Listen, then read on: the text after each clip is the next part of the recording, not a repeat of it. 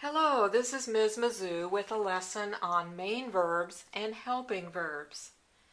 Verbs are words used to show action or a state of being. Every sentence must have a verb or it is not a complete thought. If a sentence only has one word with a verb, it's called the main verb. But if a sentence has several words that make up a verb phrase, the last word in the verb phrase is considered the main verb, and all the other words in the verb phrase are called helping verbs. So helping verbs assist or help the main verb show action or a state of being. Helping verbs can also be called auxiliary verbs. When placed with main verbs, helping verbs compose what is called a verb phrase. Examples of helping verbs with main verbs include the following examples on the whiteboard. You will notice that I have underlined the helping verbs in red and the main verbs are underlined in blue. In the first example, will is the helping verb and do is the main verb. I will do the homework later today. In the second example, do becomes the helping verb and have is the main verb. So do you see a pattern here? Yes, the helping verb comes before the main verb and the main verb is always at the end of the verb phrase. You might see more than one helping verb before a main verb, and an example there is in the third sentence. I will have done my homework before tomorrow.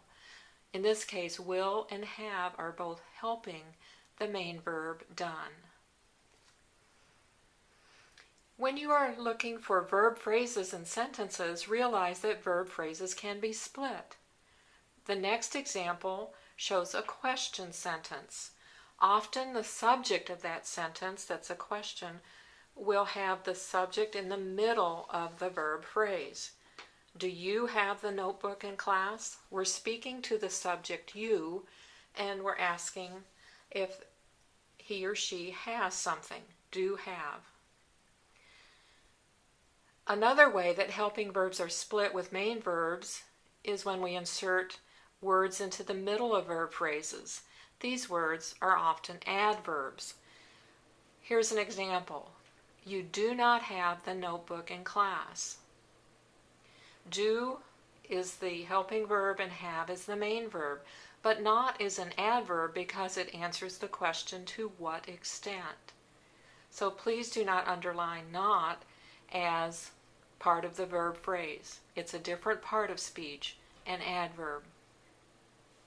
Even when we have the contraction form, as we see in the last example, do not underline the N''T because that's still the word not, and that is still an adverb. Sometimes you will have some irregular verb forms in contractions such as won't. W-O would be underlined. We don't say willn't, we willn't have. But realize that you underline just the verb part, which is W-O, and we leave off the adverb N''T. We won't take more time to discuss irregular verb forms in this video, as that would take up another entire video. But let's return to the helping verbs. The last thing I want to do today is share with you a chart that one of my students found online. I don't know who thought up this mnemonic device, but it really has helped my students, and I think it is worthy of sharing here. So let me flip this chart to show you the way to memorize the 23 helping verbs.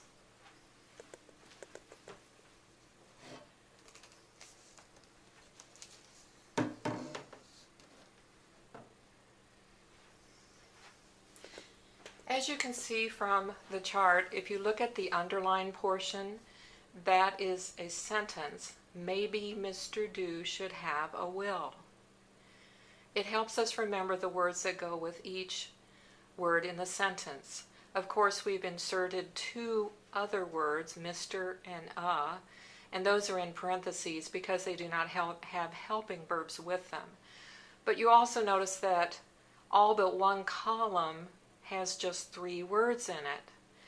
The only one that has 8 words is the state of being verbs column, and those are good to memorize for many reasons. Be, being, been, am, are, is, was, and were. So if we go back and look at the columns with just 3 words, they are may, might, and must, do, does, did, what I call the ood words, should, would, could, have, has, had, and the permission words, will, can, shall. If you use this sentence, maybe Mr. Do should have a will, to help you memorize the 23 helping verbs, it will really assist you or help you in the future. If you have any other questions about verbs, there are several more videos on verbs. Go to my website at www.mazoozoo.com, MAZOOSZOO. Don't let the 8 parts of speech trouble you. Take one at a time. You may need to take a little more time with the verb forms. And enjoy the journey. Happy learning.